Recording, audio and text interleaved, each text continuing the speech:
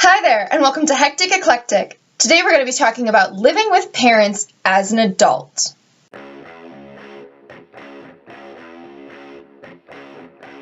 Now, most of us hope we'll never have to move back in with our parents after we move out. But life doesn't always make that easy for us. Yet, living with parents as an adult is nothing like living with parents as a kid. And I've come to realize some good things and some not so good things.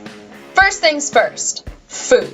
Because what young adult is not constantly wondering about food? I know I am, and I know that when I lived by myself, my house never had food in it. Though this is by choice, because I don't like to buy junk food and I don't like to waste, so I don't buy food I know I'm not going to eat. As such, the first thing I noticed when I moved back in with my mom was how much freaking food is in this house. I mean, dang! I opened the fridge and can't even find the milk. There's so much food in there. And the cupboards, they're an avalanche waiting to happen. So much so that I creep around the kitchen in the hopes that I won't disturb something.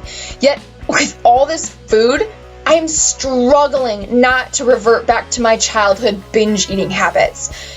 This is going to be a test of my willpower. With all this food, though, there has to be some cooking going on, right? I was so excited about this because I hate cooking. It's time-consuming, it's messy, I suck at it, the list goes on. So I was overjoyed to imagine someone cooking meals for me again. Until I found out my mom doesn't cook anymore. Well, at least not consistently now that kids aren't in the house. What? You mean I still have to cook for myself?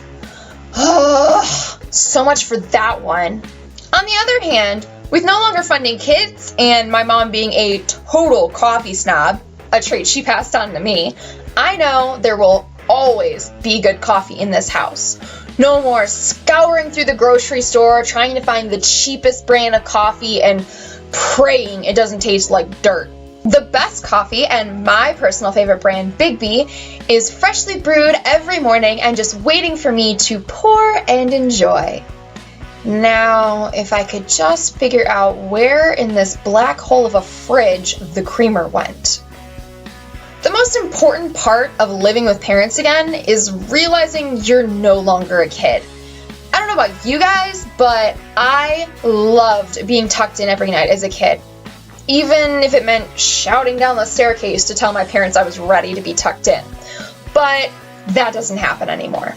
Which is fine. I mean, I'm an adult. I haven't been tucked into bed in at least a decade. And yet, the strangest part is when your parents go to sleep and you don't even realize it's dark outside yet. They go to bed so early. I'm still kind of baffled when 8:30 rolls around and my mom asks if we can finish the movie tomorrow night because she's tired, which makes me feel like I'm supposed to be going to bed, but I'm not even remotely tired. It's so strange. Yet the biggest eye-opener for living with parents again is when you move in and realize there's no longer room for your stuff. Even if your parents still live in their old house, which my mom doesn't, the entire place is filled, organized, and prepped without you. There's no longer a place for you to sleep, store your furniture, or work. Your parents basically have to upend their house so you can move back in. Another sign that this was not part of the plan. But this is just my experience living with parents as an adult. What are some of yours? Leave them in the comments below, and if you like this video, make sure to like and subscribe, and I will see you guys next week with another video on Hectic Eclectic. Bye!